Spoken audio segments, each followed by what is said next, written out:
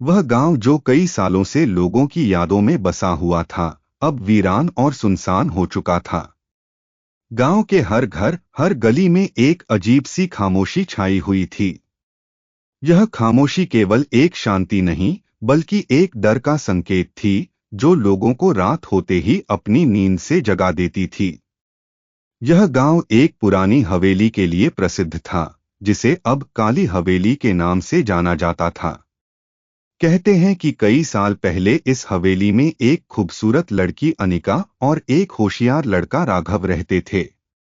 दोनों का प्यार इस गांव में एक किंवदंती बन चुका था। लेकिन यह प्यार एक भयानक घटनाओं की शुरुआत साबित हुआ। उनकी प्रेम कहानी एक रात खत्म हो गई, और इसके बाद से इस हवेली में ऐसी घटनाएं घटने लगीं कि लोग वहां जाने से भी डरने लगे। अनिका और राघव की आत्माएं हवेली में बसी हुई थीं, और उनका प्यार इतना मजबूत था कि वह आत्माएं अब भी एक दूसरे से मिलने के लिए तरसती थीं।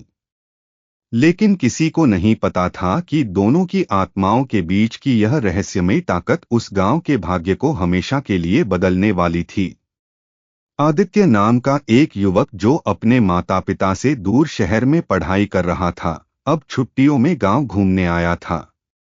आदित्य ने अपने दोस्तों से सुनी थी काली हवेली के बारे में डरावनी कहानियां, लेकिन वह जानता था कि इन कहानियों में कितनी सच्चाई है।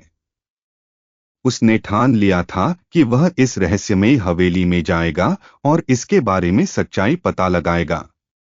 गांव में पहुंचते ही आदित्य ने पाया कि हर कोई हवेली के बारे में बात करता है, लेकिन कोई भी वहां जाने की हिम्मत नहीं करता।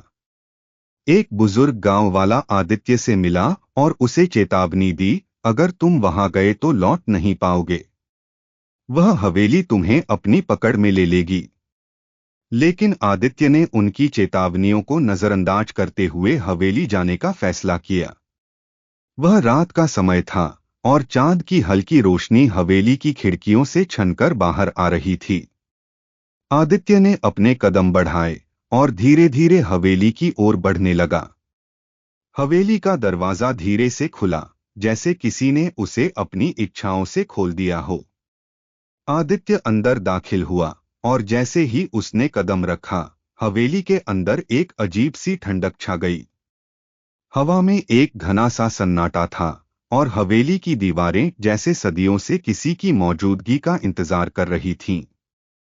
हवेली का आंतरिक हिस्सा पूरी तरह से उजाड़ था, लेकिन कुछ चीजें आदित्य को परेशान कर रही थीं। दीवारों पर खून से लिखा एक संदेश था, हमारे प्यार को मत छुओ, और कमरे में रखी पुरानी पियानो की कुंजी भी हिल रही थी, जैसे कोई इसे बजाने की कोशिश कर रहा हो। आदित्य ने धीरे से कदम बढ़ाए और हवेली के एक कोने में रखा एक पुराना संदूक देखा। संदूक के ऊपर एक तस्वीर रखी थी, जिसमें एक लड़की और एक लड़का खड़े थे, दोनों के चेहरे बेहद खुश थे। यह वही तस्वीर थी जो गांव वाले राघव और अनिका की बताते थे। आदित्य ने तस्वीर को ध्यान से देखा और उसकी आंखों में एक अजीब सी चमक महसूस हुई। तभी अचानक पियानो की आवाज सुनाई दी। आदित्य चौंका और वह फौरन उस आवाज की ओर बढ़ा। वह कक्ष में दाखिल हुआ, जहां एक पुराना पियानो रखा था। पियानो के पास खड़ा था एक घना अंधेरा, और तभी वह देख पाया कि एक अजीब सी छाया पियानो पर बैठी हुई थी।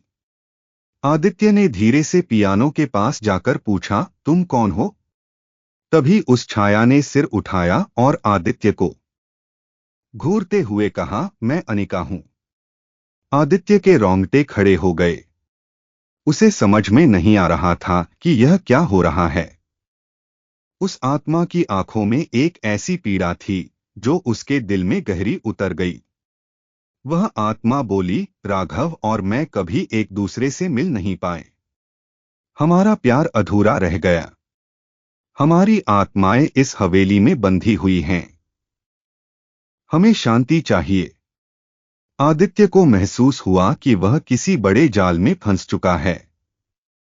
उसे पता चला कि राघव और अनिका की आत्माएं हवेली में बसी हुई हैं, और उनका प्यार अभी भी खत्म नहीं हुआ था।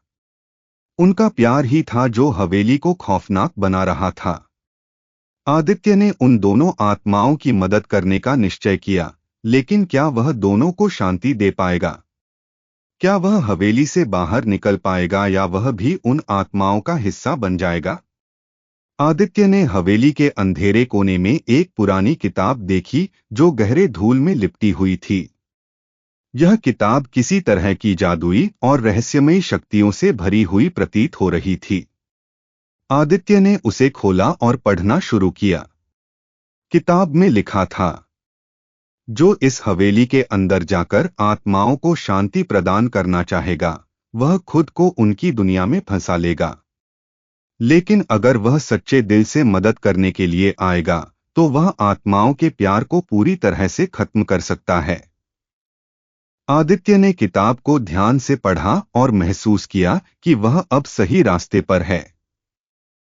वह जानता था कि उसे दोनों आत्माओं के बीच के अनोखे प्रेम को समझना होगा और उन्हें शांति दिलानी होगी। आदित्य ने हवेली में और अधिक छानबीन की और उसने पाया कि राघव और अनिका के बीच का प्यार पूरी तरह से एक भयानक जाल बन चुका था। उनके बीच के अविकसित प्रेम ने हवेली को एक अजीब शक्ति दे दी थी।